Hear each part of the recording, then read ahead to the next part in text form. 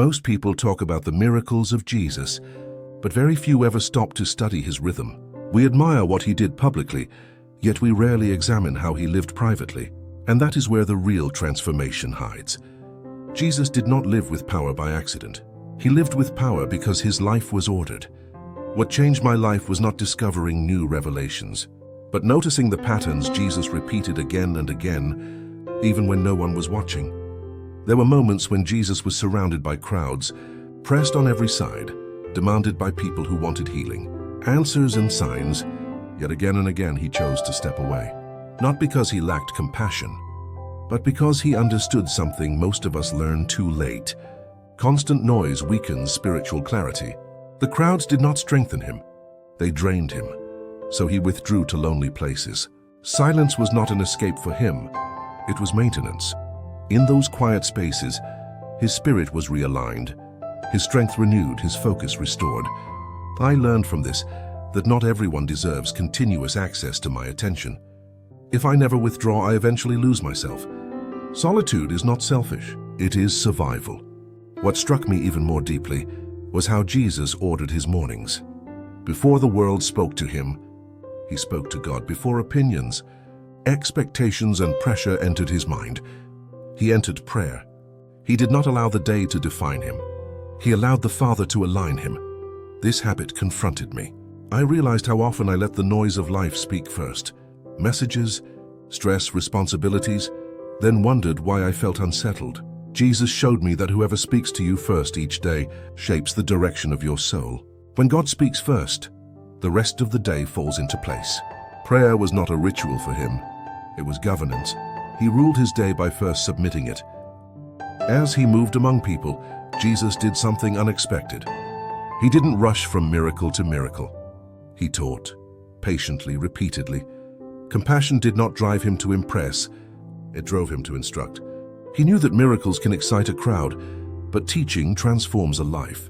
Healing may touch the body, but understanding reshapes the heart. He taught because he was forming people, not just moments. This revealed something powerful to me. Inspiration fades quickly, but truth, when taught consistently, builds roots. Faith without understanding collapses under pressure. Jesus was not in a hurry to amaze. He was committed to building depth. There were times when Jesus faced decisions that would affect everything. Who would walk with him? Who would carry his mission? Who would be trusted with responsibility? And in those moments, he didn't act quickly. He didn't consult the crowd. He withdrew into solitude and prayed through the night. That alone challenged my instincts. We often decide fast and pray later.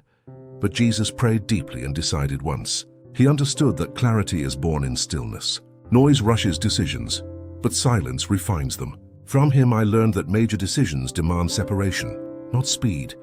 Solitude sharpens discernment in ways discussion never can. Then there was the way Jesus handled lack. When faced with insufficient food, before multiplication happened, he gave thanks. When standing before a tomb, before resurrection occurred, he gave thanks. He did not wait for evidence to trust the Father. Thanksgiving came before results. That redefined faith for me. Faith is not thanking God after things work out. Faith is thanking him when nothing has changed yet. Gratitude before outcomes declares confidence in God's character. Jesus prayed like a son who already knew the Father's heart. He wasn't unsure. He was anchored, and I realized how shallow my faith had been. Waiting to see before believing, waiting to receive before thanking.